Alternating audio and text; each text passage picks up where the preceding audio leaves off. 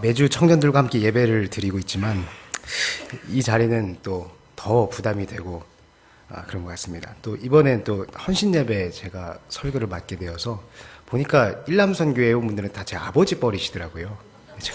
아버지 뻘한테 헌신하세요! 뭐 이렇게 말이 너무 건방져 보이고 그래가지고 이거 말씀 어떻게 준비해야 되나 그랬는데 그냥 제가 하나님 앞에 묵상하고 받았던 말씀을 나누기를 원합니다.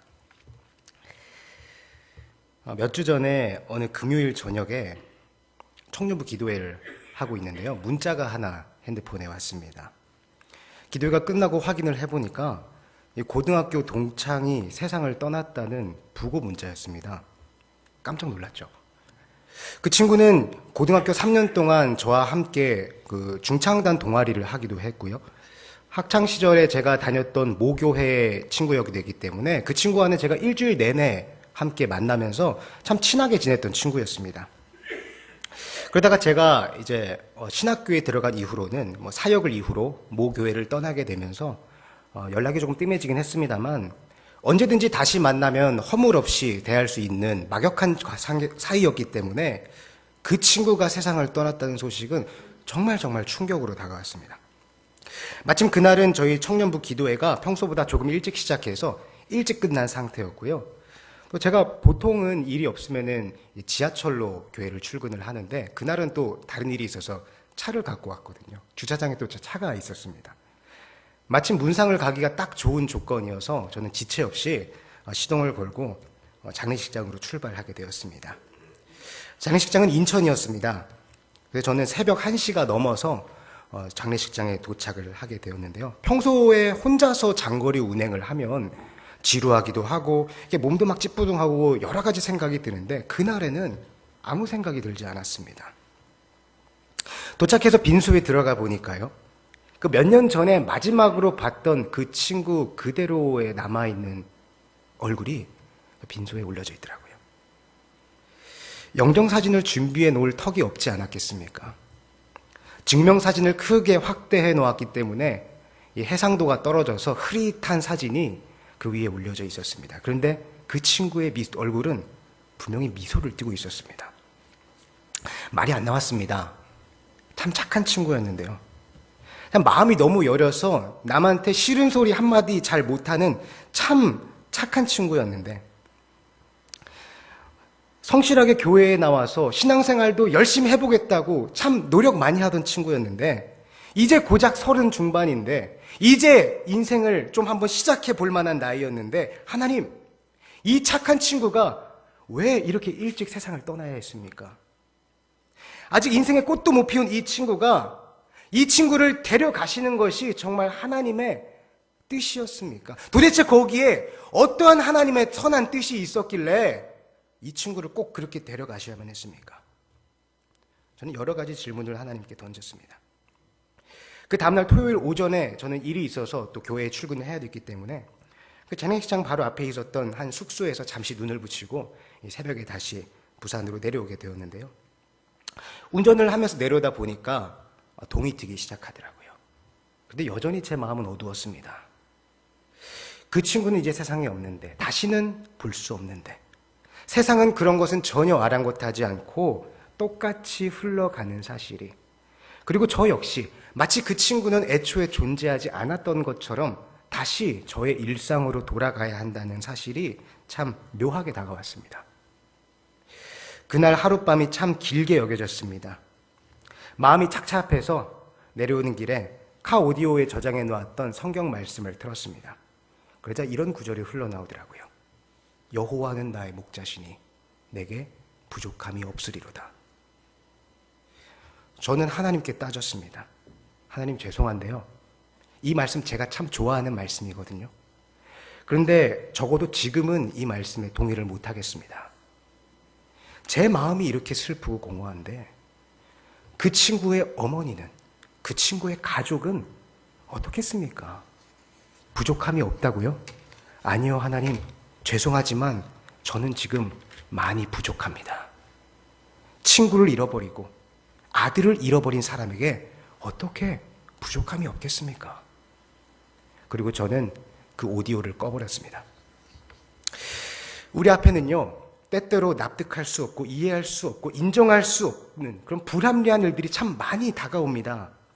내가 걸어가는 이 인생길이 내가 계획하고 내가 예측하고 내가 준비할 수 있는 일들로만 다가온다면 얼마나 좋을까요? 그럼 참 인생이 많이 부드러워질 것 같아요. 앞선 저의 경험은 조금 극단적인 이야기입니다만 우리의 삶 속에는요, 수시로 여러 가지로 이해할 수 없고 감당할 수 없는 일들이 많이 닥쳐오지 않습니까?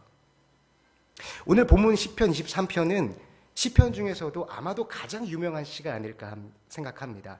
여호와는 나의 목자시니 내게 부족함이 없으리로다. 마음이 평온해지는 참 아름다운 시죠. 이 시의 저자는 다윗입니다. 우리는 다윗을 잘 알고 있습니다. 성경의 등장인물들을 다 모아놓고 인기 투표를 하면요, 아마도 언제나 1, 2등을 다투는 인물이 바로 다윗이겠죠. 왜 많은 사람들이 다윗을 좋아할까요? 왜 많은 사람들이 다윗을 닮고 싶어 할까요? 왕위에 올랐기 때문에, 아니면 전쟁에서 승리를 했기 때문에, 어려운 젊은 시절을 잘 극복했기 때문에, 물론 이런 이유들도 있겠습니다만 아마도 제가 생각하기에 많은 사람들이 다윗을 가장 먼저 꼽는 이유는 그가 어떠한 상황에서든 간에 하느님 앞에서 한결같은 신앙의 모습을 보인 것이 아닐까 하는 생각을 해보았습니다. 성경에서도요, 그를 하나님의 마음에 합한 자라고 칭찬하지 않습니까? 다윗을 이스라엘 역사상 가장 훌륭한 예배자로 꼽고 있죠. 아마도 성경에 기록된 인물 중에서 예수님 다음으로 가장 많은 칭찬을 받은 사람이 다윗일 겁니다. 그런데 상당히 흥미로운 것은요, 그렇게 이스라엘 역사상 가장 훌륭한 예배자의 모습으로 칭찬받고 칭송받았던 그 다윗의 삶이 전혀 납득할 수 없고 전혀 이해할 수 없는 불합리한 일들로 가득 차 있었다는 겁니다. 아니, 그렇게 하나님을 잘 섬기고 그렇게 훌륭한 예배자였더라면 하나님께서 좀 축복을 마구마구 내려주셔서 좀 꽃길만 걸어갈 것 같은데 그렇지가 않더라는 거죠. 다윗은요, 어려서부터 가족들에게도 인정을 받지 못했던 참 부족한 막내였습니다. 사무엘이 이새의 집에 찾아와 왕의 후보를 찾기 위해서 그 아들을 다 모으려고 했을 때 아버지 이새는 다윗을 부리지조차 않았습니다. 상식적으로 생각해보면요, 우리 집 애들 중에 왕이 나온다고 하면은 있는 아들 없는 아들 다 긁어 모아야 정상 아닙니까? 혹시나 누구 빠뜨렸다가 다른 집으로 기회가 건너가 버리면 그게 무슨 낭패입니까? 다 데리고 와야죠. 근데 다윗은요, 아버지가 보기에도 부족한 거예요. 얘는 아니야. 얘는 왕은 아니야. 그냥 선을 그어놓고 나머지 아들들만 불렀던 겁니다. 아마도 사무엘이 이새의 집에서 다음 왕이 날 것이다라는 그런 구체적인 명령을 받고 찾아온 게 아니라 그냥 사무엘이 이 동네 저 동네 찾아다니면서 왕을 찾아다녔던 거라면 아마도 다윗에게는 기회조차 주어지지 않았을 겁니다. 그 이유에 대해서는 기록되어 있지 않기 때문에 정확하게 알 수 없습니다만 아마도 다윗은 아버지와 형제들이 보기에 참 부족한 가족이었다는 것이죠. 우리 입장에서는 이 다윗이 양도 잘 돌보고 이 돌팔매질도 잘하고 그랬기 때문에 뭔가 듬직하고 뭔가 좀 실력도 있고 뭔가 좀 체격도 좋을 것이다 이런 식으로 은연중에 생각을 하기 쉬운데 실상은 그렇지 않았다는 거죠. 우여곡절 끝에 다윗이 기름 부음을 받았습니다. 이제는 그 후로 좀 기름 부음 받았으니까 좀 내 삶이 평탄하게 되겠지. 아니었죠. 그의 인생의 시련과 연단은 그때부터 본격적으로 시작됐습니다. 다윗이 기름 부음을 받았던 것이 아마도 10대의 나이였을 것이고 왕위에 오른 것은 30세라고 기록이 되어 있습니다. 그는 골리앗을 때려잡아서 나라를 위기에서 구하기도 했고요. 사울 왕이 힘들 때마다 그 옆에 수금을 타면서 여러모로 사울 왕을 도와주기도 했습니다. 아무리 생각해봐도 딱히 다윗이 뭔가 큰 잘못을 실수를 저지른 게 없는데, 그리고 기름 부음까지 받았는데 다윗은 그 10년이 넘는 시간 동안 생명의 위협을 받으면서 도망다니며 살아야 했다는 것입니다. 그는 광야와 들과 산과 숲에서 노숙을 하며 지내야 했고 때로는 미친 척을 하면서 적국에 망명을 하기도 하였습니다. 아니, 차기 왕으로 간택된 사람이 지금 조국과 칼을 맞대고 있는 적국에 망명을 한다는 게 상식적으로 말이 안 되지 않습니까? 정말 곰곰이 뜯어보면요, 이 다윗의 젊은 시절은 그야말로 이해가 되지 않는 불합리한 사건의 연속이었습니다. 근데 정말 놀랍게도 그는 오늘 이런 고백을 하고 있습니다. 여호와는 나의 목자시니 내게 부족함이 없으리로다. 참 파란만장한 굴곡 끝에 다윗은 드디어 왕위에 오르게 되었습니다. 이제는 좀 인생이 풀리겠지. 정말로 왕이 된 직후에는 뭔가 잘 풀리는 것 같았습니다. 경제적으로도 아주 부유해졌고요. 걸림돌이 되고 있었던 주변의 수많은 이방 민족들을 모두 점령해 나아가면서 다윗 왕국은 이스라엘 역사상 전무후무한 가장 최고의 전성기를 누리게 되었습니다. 다윗은 언제나 백성들의 삶을 들여다보면서 그들의 목소리에 귀를 기울였고, 전쟁터에 나아가면 몸을 사리지 않고 몸소 전두지휘를 하며 병사들의 사기를 돋구었습니다. 그리고 무엇보다 하나님을 섬기는 그 예배의 자리에 최선을 다했습니다. 이만하면 보잘것없는 시골뜨기 양치기 소년으로 시작해서 그 왕의 자리까지 오른 자수성가 드라마의 종지부를 찍고 아주 그런 화려한 삶으로 마무리할 만한데, 거기서 끝났으면 참 좋았을 텐데 말이죠.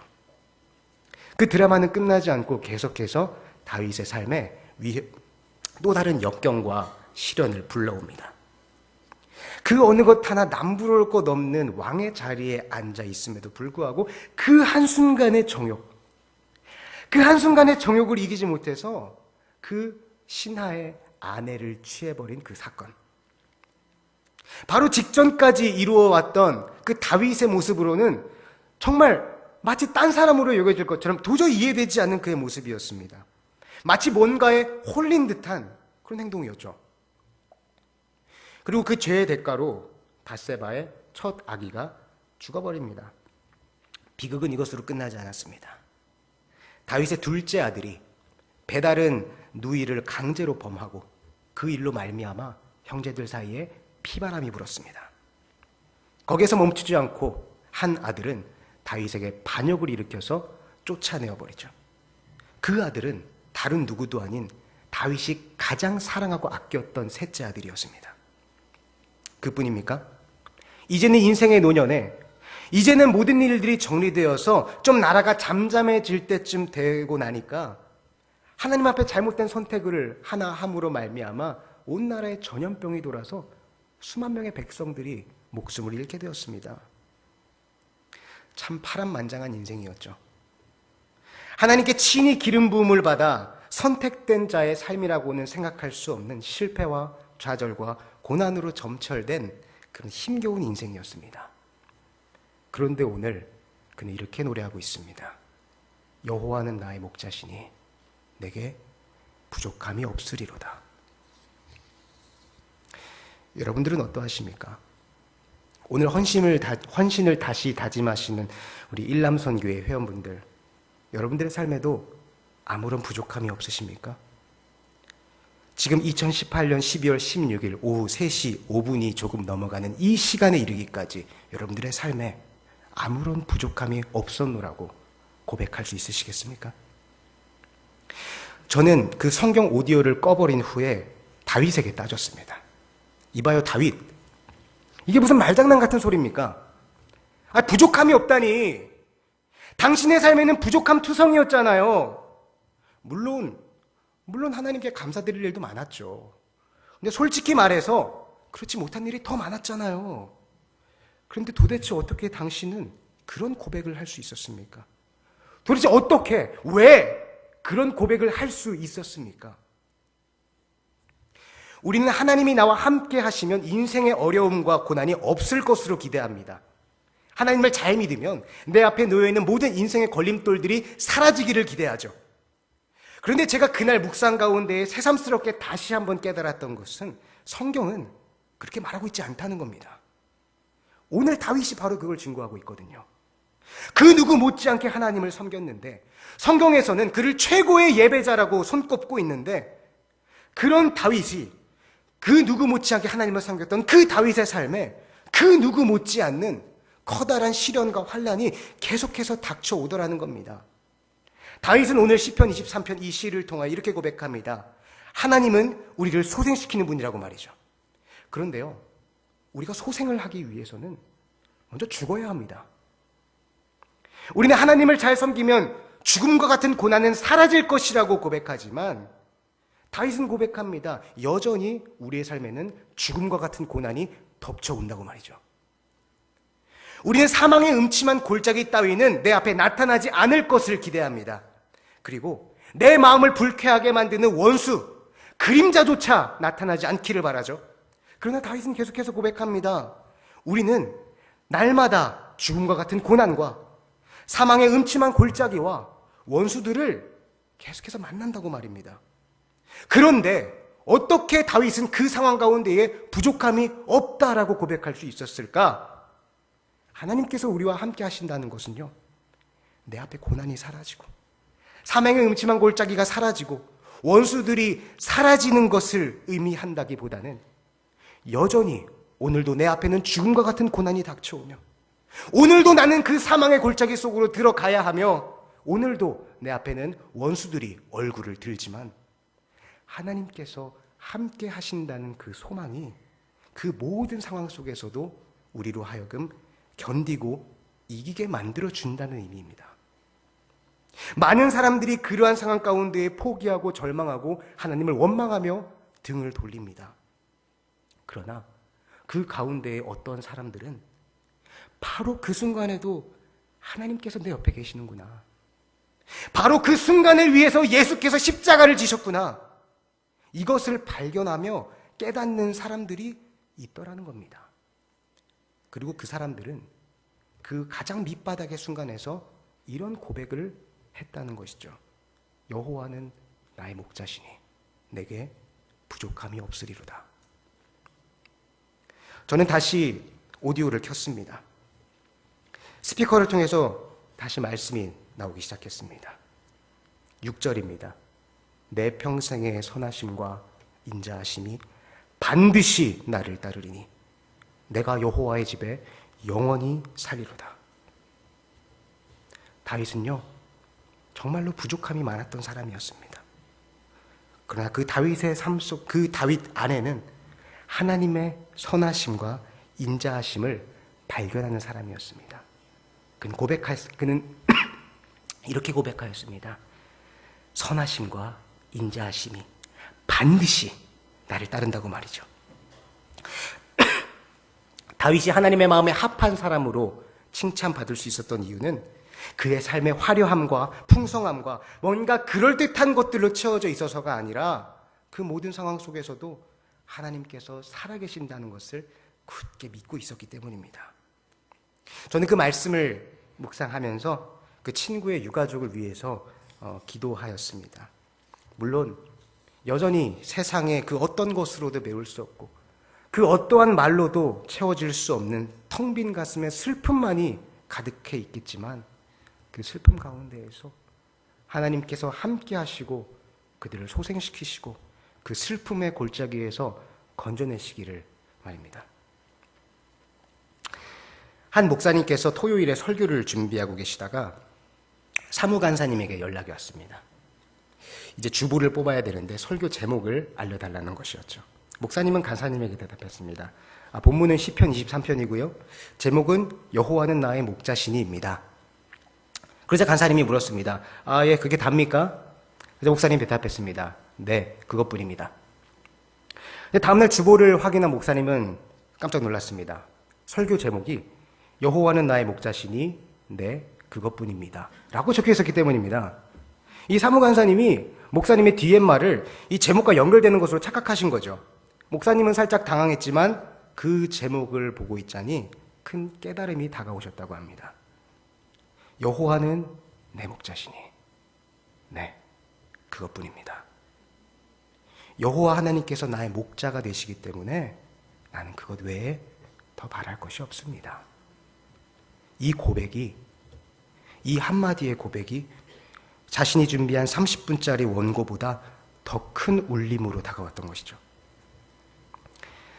사랑하는 성도 여러분들, 그리고 오늘 헌신을 다짐하는 일남 선교회 회원 여러분들, 다윗의 고백을 통하여 우리가 오늘 다시 확인할 수 있는 것은 우리의 삶에는 여전히 날마다 어려움들이 닥쳐온다는 것입니다. 많은 일들이 다가올 것입니다. 그것은 때로는 기쁜 일일 때도 있지만 때로는 납득할 수 없는 어려운 일일 때도 많습니다. 그러나 우리는 기억해야 합니다. 어느 순간이든지 하나님은 우리와 함께 하십니다. 환한 대낮에도 함께 하시며 칠흑 같은 어둠 속에서도 분명히 함께 하십니다. 그것이 우리의 신앙의 이유요. 그것이 우리의 헌신의 원동력입니다. 우리가 하나님께 나아갈 수 있는 단 하나 유일한 이유, 하나님께서 나와 함께 하시기 때문입니다. 그 하나님을 발견하기를, 그 하나님을 만나기를, 그리고 그 하나님과 동행하시기를 소망합니다. 여호와는 나의 목자시니 네, 그것뿐입니다. 함께 기도하겠습니다. 하나님 감사합니다.